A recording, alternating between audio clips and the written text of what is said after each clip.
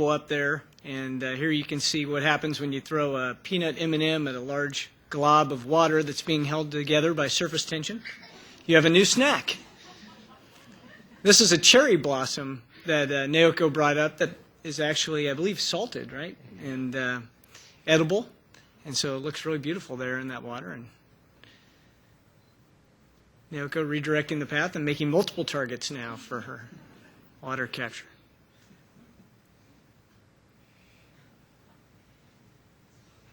We also got time to have some meals as a crew. We had 3 large combined crew meals with the station crew where we shared our U.S. food one night, shared Russian food another night, and then here on this particular night, we got to share sushi. Suichi and Naoko had brought up the makings for sushi. We think the first time that a sushi party has occurred in orbit, and it was actually really delicious. You can see the 2 commanders, Oleg and Dex, taking part here in a little bit of sushi with wasabi. Well, exercise is incredibly important in space, especially for the long duration flyers, but it's also important for the commander and pilot to use this advanced resistive exercise device, ARED, to keep their muscles strong for entry. And then because we are in space and our backbones are allowed to stretch out a little bit, we all grew. And so we all had to measure ourselves and see just how much taller we were than when we were back on Earth. Sleeping in space is really fun. It's really great to be able to stretch out wherever you want. Obviously, you saw Dex on the flight deck, Jim's on the floor, Clay's on the wall, Rick's on the lockers, Stephanie was on the ceiling, and Naoko and I squeezed ourselves between some bags. Basically, you can set up anywhere, and there's no pressure points on your body when you're sleeping in microgravity, so you get a really good night's rest.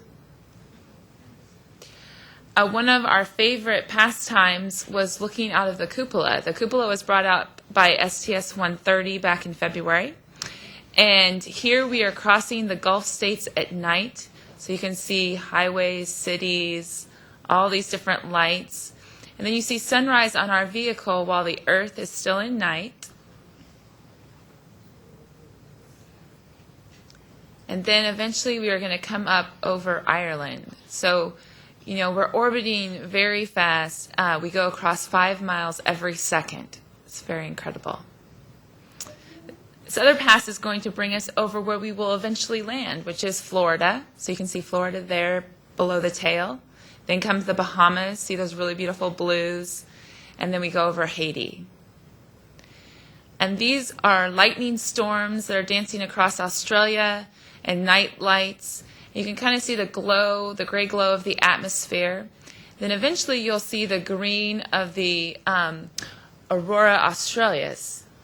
It's great to see both the Aurora Borealis and the Aurora Australis. And then our sunrise on our vehicle, there's a solar array, and we're looking towards the Russian segment, so those are the Progress and Soyuz vehicles.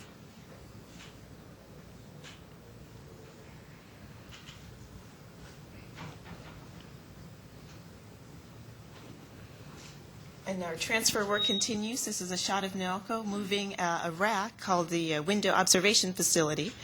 It's actually very easy to move these large structures on orbit. Since they don't weigh anything, it does take a little bit to start and stop it, but Naoko and Suichi make a difficult task look very easy. And we continued now packing up our logistics module, making sure all the structures are in place and that we have all of the equipment in its proper location. There are some great folks at the Kennedy Space Center who carve all the foam for all of our equipment, so we took an opportunity to take a photo and assign some of the foam that they've carved. And once the logistics module is packed up, we have to re-outfit it so we can prepare to detach it from the space station. And Naoko was the arm flyer on that day. She very skillfully demated the logistics module from the space station. And then she and I worked together to place it into the payload bay for return home. It's a wonderful opportunity to fly the robotic arm. It behaves very nicely, very smoothly, and much like the simulators we have at the Johnson Space Center. One of the traditions that we got to take part in as we came to a close of the dock portion of our mission was Dex putting up our crew patch our mission patch on the panel there in Node 1. And then, of course, the farewell ceremony. We've had a great time together working as a combined crew, but we had to separate and go to our separate vehicles. And here you can see us backing away from the space station. We initially back away at night, and we get sunrise at around 400 feet away from the station as we begin a big 360-degree loop around the station, what we call the fly around. And this is some of the imagery here you can see. In this shot is Lake Michigan on the left side, with Chicago basically right under the space station there. And next, as we're crossing the eastern seaboard, you can see Cape Hatteras off to the far left. Just incredible views as we flew around the station. Really, it's amazing how big it is now. It fills the windows as you're looking at it. One of the fun things that happened was as we were coming up underneath the station, we got a call here that if we turn up the volume, you can hear. You guys can come up to the overhead window and wave. Soichi was calling from station, telling us that they had a great view of the overhead window and for us to go ahead and climb up in there and wave to him. And there's the pictures that they took. Pretty fun.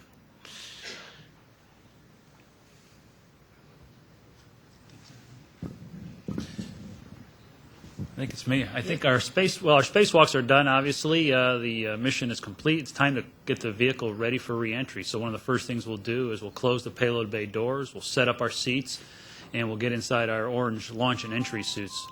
And it's time to go home. We got Dex and Jim in the front seats, and Clay and Dottie were sitting up on the flight deck assisting them, and the rest of us were downstairs. You get a great shot out of the overhead windows. You get this great flashing as the plasma, and you get, of course, looking out the front window, the glow as the nose gets hotter and hotter. It actually goes through different colors. Here's the glow of the tail in the overhead windows. After a great entry across the continental U.S., we flew over the Kennedy Space Center at about 50,000 feet and then entered a right turn to line us up on runway 33 at the Kennedy Space Center. It was a beautiful morning, and Jim did a real nice job of talking me through landing this beast after 15 days on orbit. And we touched down on runway 33, and Jim gets to shoot out, and we bring the nose down, and it was just absolutely wonderful to be back in Florida. The folks on the ground did a great job of working really hard to get us back and get Discovery back as quickly as possible into the orbiter processing facility for its next flight. Here you see the crew on the runway after landing. Just about an hour and a half after landing, we all felt great, and it was great to be back home and great to see our families again. Thank you very much.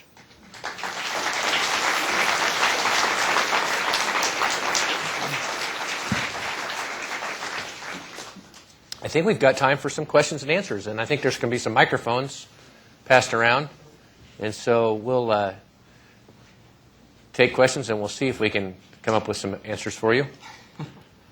Who has a question?